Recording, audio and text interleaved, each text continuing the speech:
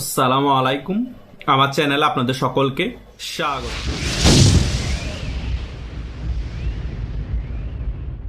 যে বুঝে সে আমার ভাই, যে বুঝে না সেও আমার ভাই, আর যে বুঝেও না বুঝার ভান করে সে হলো চুদির ভাই। এই এনসিপির টোকাইগুলো হচ্ছে চুদির ভাই।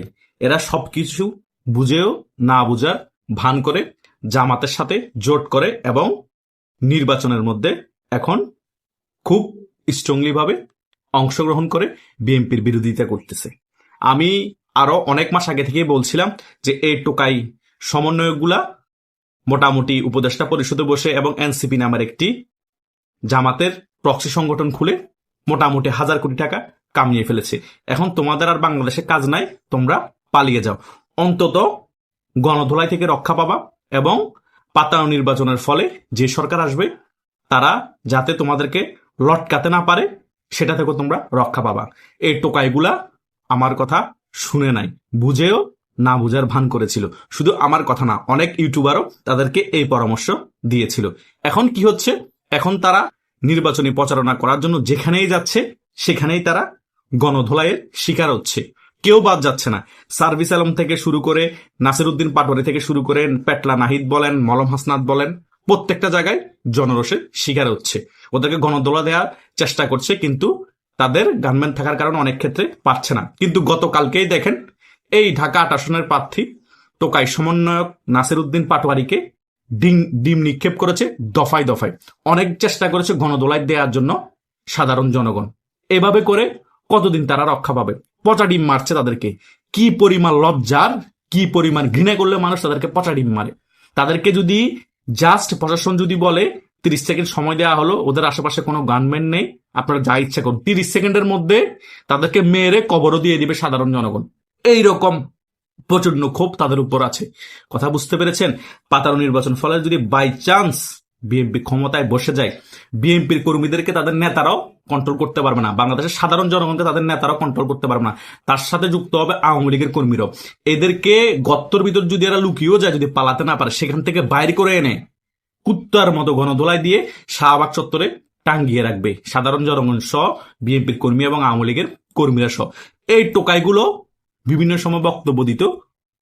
এই 2 টাকার কাউন্সিলর মির্জা আব্বাস, তারেক রহমান লন্ডনে 17-18 বছর পালিয়েছিল, যা ইচ্ছা অপমান করার সকল অপমান করেছে। বিএনপি মুখ বুঝে সহ্য করে আছে। বিএনপি এখন যে পর্যায়ে আছে, আওয়ামী লীগের অনুপস্থিতিতে বাংলাদেশের সবচেয়ে বড় দল হিসেবে আছে। বিএনপি চাইলে এদেরকে ডেইলি রুটিন করে মারতে পারে। বিএনপি শুধু নির্বাচনের পর ক্ষমতায় আসার জন্য বসে আছে, এরপরে কিন্তু এদেরকে রুটিন করে মারবে। আমি আওয়ামী লীগের কথা বাদে দিলাম, কারণ আওয়ামী লীগ এখন রাজপথের রাজনীতি থেকে বাহিরে আছে। আওয়ামী লীগ কার্যক্রম নিষিদ্ধ করে রাখা হয়েছে। আওয়ামী লীগ কি করবে না করবে সেটা তো সময় বলে দিবে। এখন বিএনপি কি করবে সেটাই আপনাদেরকে আমি বলে দিচ্ছি। এর আগে একটা ভিডিও করে বলে দিয়েছি।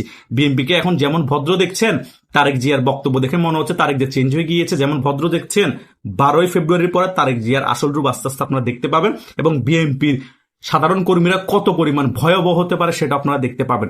আওয়ামী লীগের কর্মীদের উপর স্টিমুলার চালাবে সেটা পরের বিষয়। আওয়ামী লীগ তো এমনি কোণঠাসা। এখন জামাত শিবির এবং এই এনসিপি যেভাবে মাথা চাড়া দিয়ে উঠেছে, তারা যেভাবে বিভিন্ন বক্তব্য দিচ্ছে, তাদের কি অবস্থা করে বিএনপির সাধারণ কর্মীরা আপনারা কল্পনা করতে পারবেন না। আমি লিখে দিলাম, কুত্তার মতো নির্বাচনের পরবর্তী সময় 1 থেকে 2 মাসের ভিতর এনসিপি কে মেরে মেরে বিলীন করে দিবে। এনসিপি বলতে বাংলাদেশে কোন রাজনৈতিক দল থাকবে না।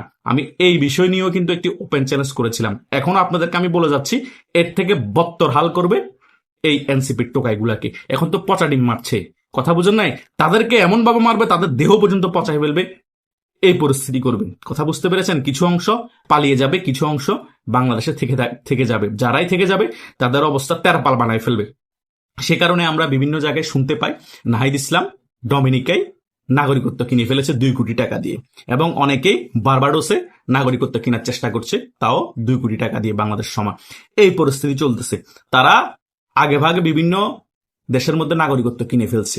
এটা আমি আপনাদেরকে অনেক আগে প্রমাণ সহ আলোচনা করেছিলাম। কারণ তারা ভালো করেই জানে নির্বাচনে তারা জয়লাভ করতে না পারলে বা একটা ভালো অবস্থা না থাকলে তাদের কি অবস্থা হবে। সেই কারণে তারা এখন ডক্টর ইউনূসকে আঘাত করার চেষ্টা করছে। জামাত এবং এনসিপি এবং অন্যান্য দল মিলে যেভাবে হোক একটা ভালো পর্যায়ে আসতে হবে, অন্তত 100 থেকে একটা 120 আসন জিততে হবে। তা না হলে নির্বাচন বানচাল করে ফেলতে হবে। আর যদি তা না হয়, ইলেকশন ইঞ্জিনিয়ারিং করে হ্যাঁ জয়যুক্ত করতে হবে। যদি হ্যাঁ জয়যুক্ত করতে পারে তাহলে বিএনপিকে সরকার গঠন করতে কোনোভাবেই দিবে না, দরকার হলে আরো এরপরে 6 মাস যুদ্ধ করবে তারা, যাতে সরকার গঠন করতে না পারে। ওই হ্যাঁ জয়যুক্ত করতে পারলে তারা একটি বিপ্লবী সরকারের দিকে চলে যাবে। তখন বিএনপিকেও বলবে আপনারা আমাদের এই বিপ্লবী সরকারের অংশ হিসেবে থাকেন, 50% ক্ষমতার ভাগিদার থাকবেন, আপনারা একা সরকার গঠন করতে পারবেন না। তারা সেই প্ল্যান নিয়ে আগাচ্ছে। তারা কয় আসন জিতলো না জিতলেও সেটার থেকে তারা হ্যাঁ ভোটের দিকে ফোকাস দিচ্ছে, কারণ তারা ভালো করেই জানে বাই চান্স বিএনপি ক্ষমতায় চলে আসলে আমাদের কি পরিস্থিতি হবে। তারা সে কারণে সেকেন্ড অপশনও রেখেছে, যদি বিএনপি ক্ষমতায় চলেও আসে আমাদের 1 সপ্তাহ বা 2-3 দিনের মধ্যে বিদেশ পালিয়ে যেতে হবে, আমরা সে কারণে নাগরিকত্ব কিনে রাখি। কেউ বারবাডোসে পালাবে, কেউ ডোমিনিকা পালাবে, কেউ সাউথ আফ্রিকা পালাবে, কেউ অস্ট্রেলিয়া পালাবে। এই হচ্ছে যে তাদের বাস্তব পরিস্থিতি। কেউ গণদোলাই থেকে রক্ষা পাবেন না।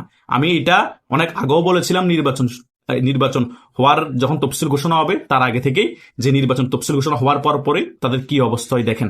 এদিকে হাদি মারা গিয়েছে, প্রত্যেকটা জায়গায় সমন্বয়করা গণদোলাই খাচ্ছে, এবং এখনো গানম্যান দেওয়ার পরও পচা ডিম খাচ্ছে, বিভিন্ন জায়গায় গণদোলা দেওয়ার চেষ্টা করছে সাধারণ জনগণ। তার মানে কি পরিস্থিতি চিন্তা করুন। যদি গানম্যান না থাকতো, তাদের আশেপাশে কোনো বডিগার্ড না থাকতো, তাহলে তো তারা নির্বাচনে প্রচারণার আগে গণদোলায় খেয়ে মরে যেত। আমি আপনাদেরকে বলেছিলাম না তখনও হেসে হেসে, যে দেখবেন এই টোকা এনসিপি গুলোর এমন পরিস্থিতি হবে, নির্বাচনের প্রচারণা করতে যাবে, ওখানে তারা গণদোলায় খেয়ে 2-3 মাস হসপিটালে থাকবে। তারা কি নির্বাচনে জিতবে? এখনো কিন্তু সেই পরিস্থিতি হয়ে গিয়েছে। হয়তো এখনো কেউ হসপিটালে যায়নি, কিন্তু যে হসপিটালে যাবে না নির্বাচন আগ মুহূর্তে, সেটাও কিভাবে বললেন। যতই নির্বাচন কাছাকাছি ঘনিয়ে আসবে, ততই উত্তেজনা তৈরি হবে, ততই জনরোষের তৈরি হবে, এবং ততই বিএনপির প্রার্থীরা উচ্ছৃঙ্খল করা শুরু করে দিবে। তখনই দেখবেন ভয়াবহ পরিস্থিতি হবে টোকাই সমন্বয়গুলোর সাথে, এবং জামাত ইসলামের অনেক প্রার্থীর সাথে, বিএনপিরও অনেক প্রার্থীর সাথে। এগুলা ঘটবে কারণ মামুরা ভাগিনারা নির্বাচন করে বাংলাদেশে কোনো কিছু ভালো কিছু বয়ে আনতে পারবে না। তারা নিজেরা ক্ষমতার শিকরে বসার জন্য তারা নিজেরাই একজনের মাথা ফাটাবে। এটাই আগামীতে ঘটবে, কারণ সাধারণ জনগণ এই নির্বাচনের ফলে কিছুই পাবে না, বরং সাধারণ জনগণ এখন হতাশাগ্রস্ত। বাংলাদেশের মানুষ আরো হতাশাগ্রস্ত হয়ে যাবে এই নির্বাচনের ফলে, কারণ এই নির্বাচন একেবারেই সাজানো এবং পাতানো। শেখ হাসিনার আমলে যেমন সাজানো নির্বাচন ছিল, তার থেকেও খারাপ অবস্থা এই নির্বাচনের। কারণ শেখ হাসিনা তো অন্তত বিএনপি এবং জামাতকে বাধা দেয়নি নির্বাচনে আসতে, বা নিষিদ্ধ করে নাই। এটা তো ডাইরেক্ট আওয়ামী লীগের মতো বড় সংগঠনকে নির্বাচনে আসতে বাধা দিচ্ছে, নিষিদ্ধ করে রেখেছে। তারা মামুরা ভাগিনারা নির্বাচন করছে, আবার নিজেরা মারামারি করছে। এই হচ্ছে যে বর্তমান পরিস্থিতি বাংলাদেশে। তাই আপনাদের কাছে প্রশ্ন, আপনারা কি এই মামু ভাগিনা নির্বাচনে ভোট কেন্দ্রে যাবেন, নাকি ঘরে থাকবেন, নিজের ফ্যামিলিকে সেফ রাখবেন? কারণ আপনারা ভোট কেন্দ্রে গিয়ে ভোট দিবেন, কোনো কিছুই আপনাদের আশা পূরণ হবে না, বরং আপনারা জীবন রিস্কে থাকবেন। তারা নিজেরা ক্ষমতার জন্য মারামারি করবে, মামুরা ভাগিনারা, আপনারা পরে দিয়ে ক্ষতির শিকার হবেন। তাই সকলেই ভোট কেন্দ্রে না গিয়ে বাসায় থাকেন, সেটাই আপনাদের ফ্যামিলির জন্য মঙ্গলজনক। কারণ আমার ফ্যামিলিরও কেউ ভোট কেন্দ্রে যাবে না, এবং আমি যাদের সাথে কথা বলি বিএনপি সমর্থিত অনেকেই বলে কেউ ভোট কেন্দ্রে যাবে না, কারণ তারা জীবনে রিস্ক নিবে কেন? কারণ বিএনপি অটোমেটিক্যালি এভাবে ক্ষমতায় আসবে, কারণ আওয়ামী লীগ নির্বাচনে নাই, তাদের ভোট দিলেও কি না দিলেও কি, তারা এটা মনে করছে। তাই দেখবেন যে 10-15% বেশি আমার থেকে মনে হয় সত্যিকারে ভোট কাস্ট হবে। যদি বেশি দেখানো হয় তাহলে মনে করবেন ইলেকশন ইঞ্জিনিয়ারিং করে এগুলা বেশি দেখানো হচ্ছে, বহির্বিশ্বকে বোঝানোর জন্য যে দেশে দেখেন একটি সুষ্ঠু নির্বাচন হয়েছে, জনগণও এই নির্বাচনে অংশগ্রহণ করেছে। ওই সকল বিষয় যদি হয় মনে করবেন সকল কিছুই সাজানো এবং ইঞ্জিনিয়ারিং করা হয়েছে। আশা করছি আপনারা সকল বিষয় বুঝতে পেরেছেন। আপনাদেরও যদি কোনো মতামত থাকে কমেন্ট করে জানাতে পারেন। ধন্যবাদ সকলকে।